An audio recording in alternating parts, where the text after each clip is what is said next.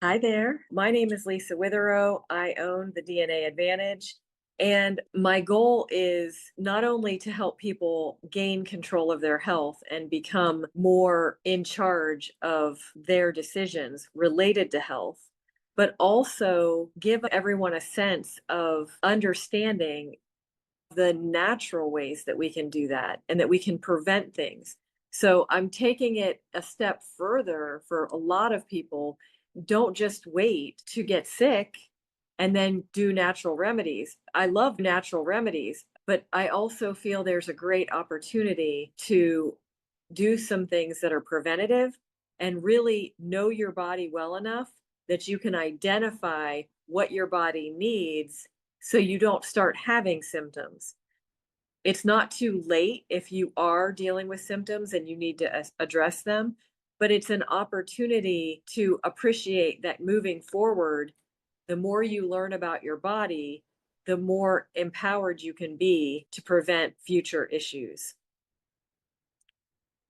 That's really what I talk about on my channel. I talk a lot about health challenges and opportunities to overcome health challenges, to avoid health challenges, how to take control of our own health and avoid sudden issues, even things like injuries, and how we can support ourselves and our bodies, make sure that we have the foundation of nutrition and wellness so that we don't become more susceptible to injuries and illness. And then what can we learn from our DNA? Really helping people understand what it is that DNA can teach us, because it's not just about risk factors, which is what traditionally is introduced. And there's a reason for that. DNA was really data mined to help the medical community identify what the next medications are that they're going to develop and what drugs are most effective for what illnesses. Wasn't until around 2009, 2010 that a lot of research started to move toward prevention and figuring out what individual genes actually do. And that is where I look. Okay, this gene is compromised to a certain degree, so it's not functioning at its full capacity.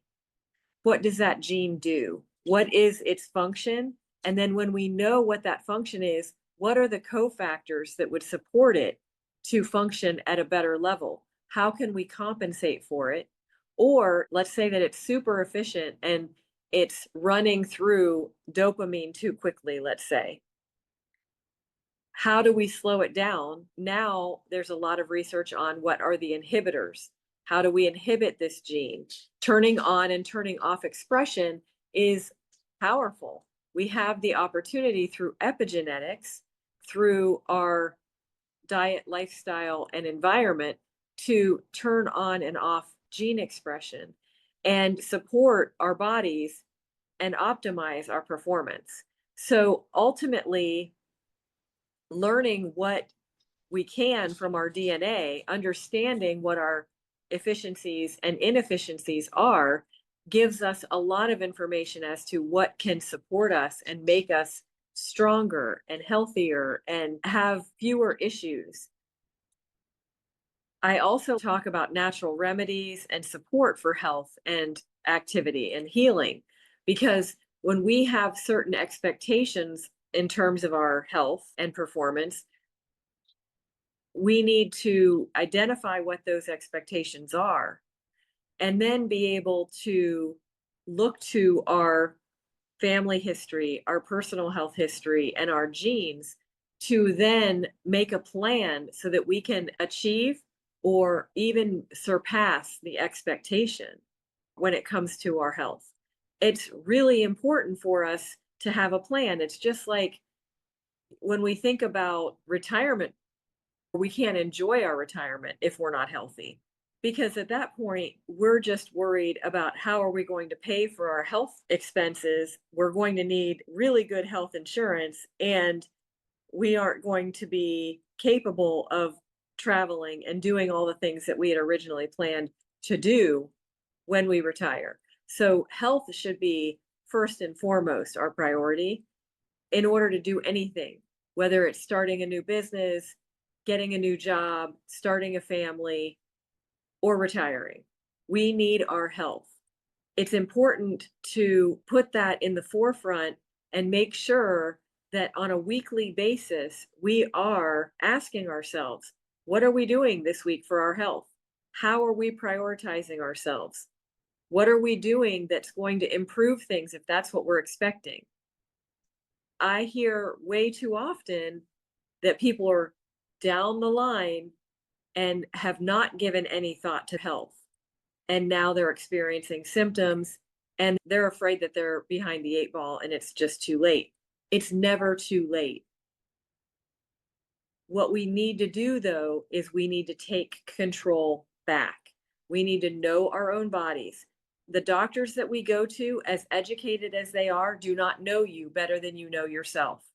And you need to be able to go in and be a resource for that doctor and be able to share what you know about yourself, what you're experiencing, and be able to be succinct enough because they only have 15 minutes typically. So being able to have work done in the background, you know your DNA maybe, just even knowing yourself. If you don't want to go as far as to know your DNA right now because you're just getting started, that's fine. Get to know your own body, listen to your symptoms, listen to the cues that your body is giving you. When you have little aches and pains, or you feel more tired than usual, or your eyes are watering, all of these things are signals from the body. It's the only way your body can communicate with you is to have symptoms, have signals. It is giving you information. If you're quieting that information with over the counter medications, if you're just doing it for temporary relief and you know it's not solving the problem, okay. But if you think that's all that you need, it's not. And your body will tell you so. I encourage you to take the time to better understand your body. If you have an opportunity to listen to more of my discussions here on YouTube, and I have a podcast, it is a chance to give to yourself that focus of health. Give yourself an opportunity to learn something about your own body and take steps toward making yourself a priority. And that's the goal. That's really all I wanted to say today, is just to introduce myself, let you know that I'm here. I have information that I have studied and researched about DNA, natural health, recovering, healing, and preventing illness. So I am open to questions. I would love any suggestions if you have topics that you would like to hear about. I'm completely open to that, and I will be posting so that we can keep you moving forward. Thank you so much, and I'll see you next time.